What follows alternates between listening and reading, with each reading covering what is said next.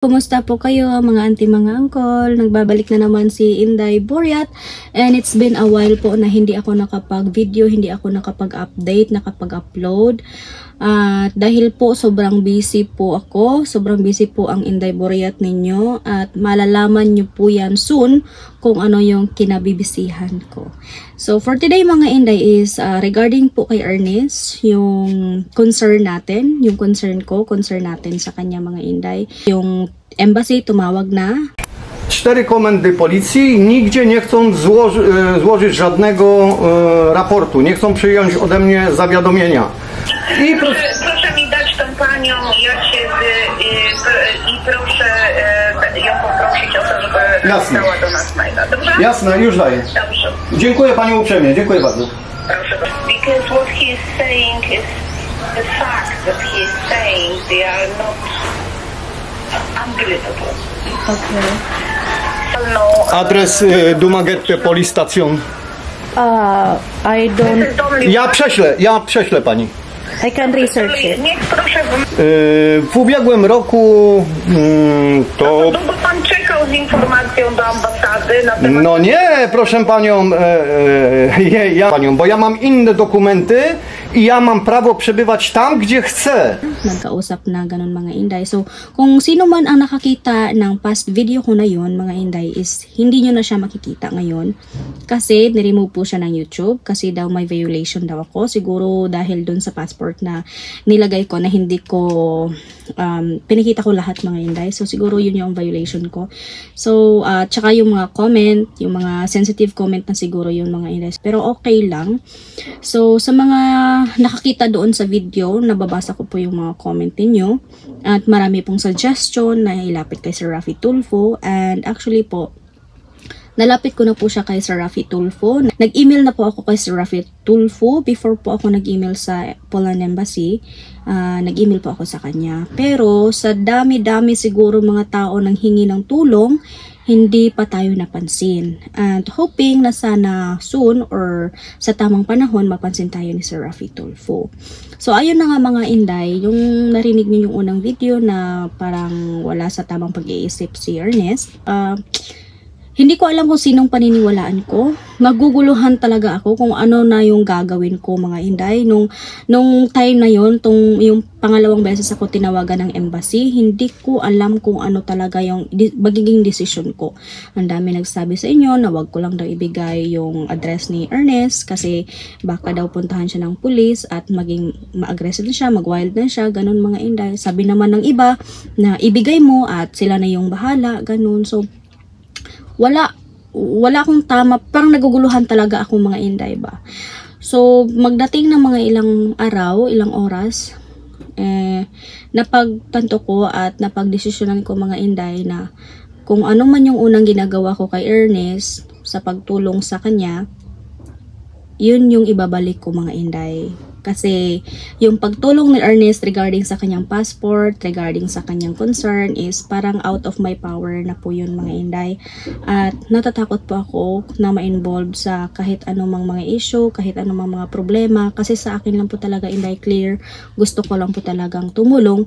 Pero baka sa pagtulong ko mga Inday is may mangyayari na hindi maganda kasi minsan kasi yung motibo natin is gusto makatulong pero hindi natin na alam na may nasasagasaan na pala tayong tao, may nasasaktan na pala or na-involve na pala tayo. Ayaw ko ng ganun mga Inday. I just want to make my life peace, tumulong sa ibang tao, tumulong sa mga tao sa abot ng aking makakaya.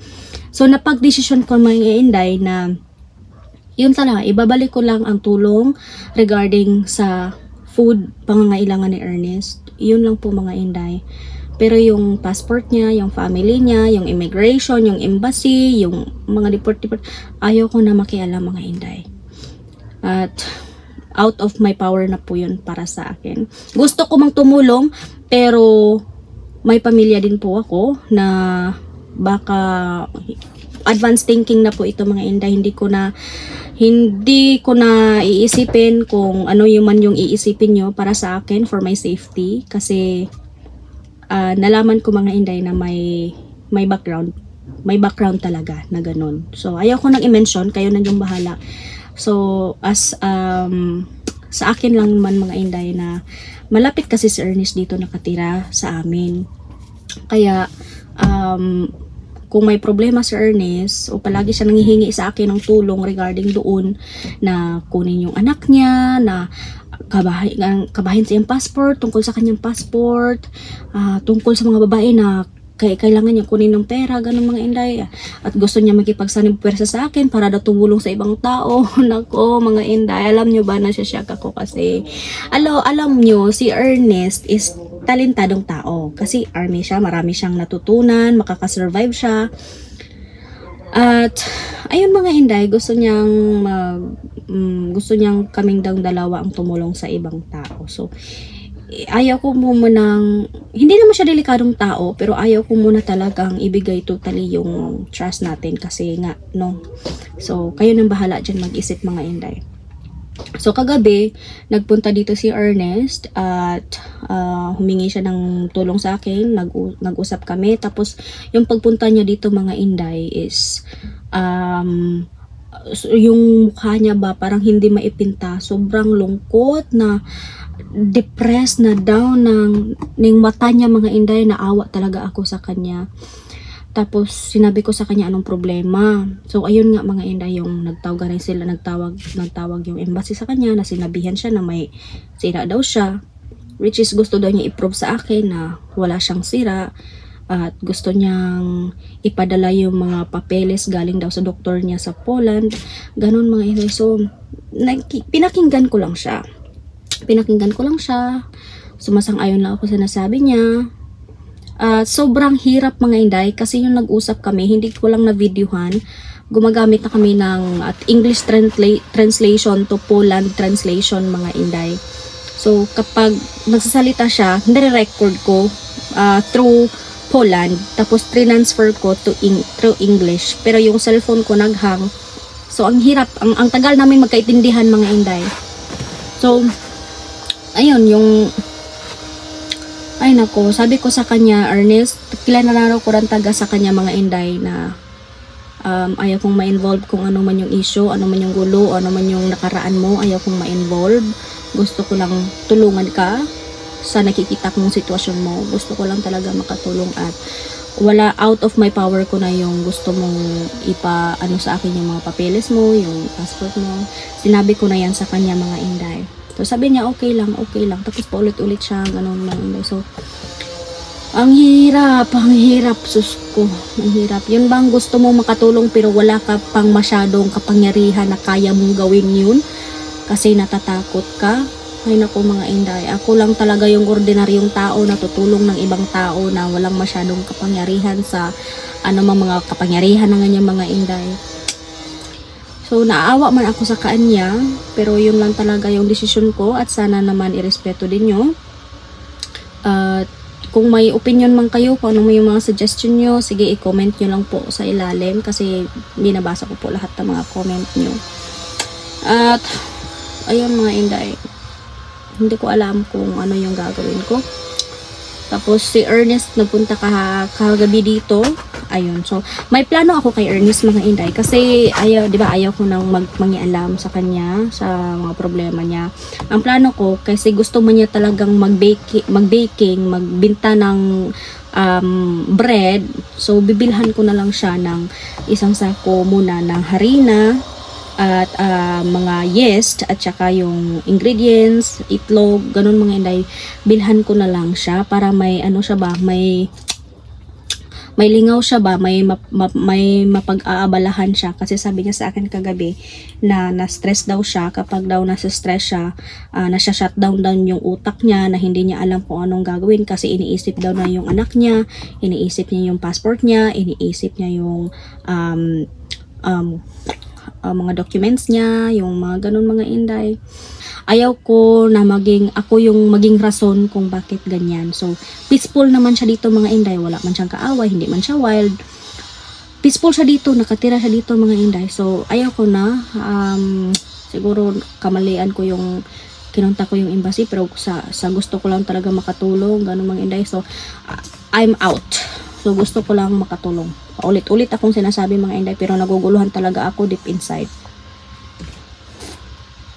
Ayun, so bibigyan ko na lang siya, marunong mang siya mag-gitara, mga inday. Tingnan yung video kagabi na nag-gitara siya.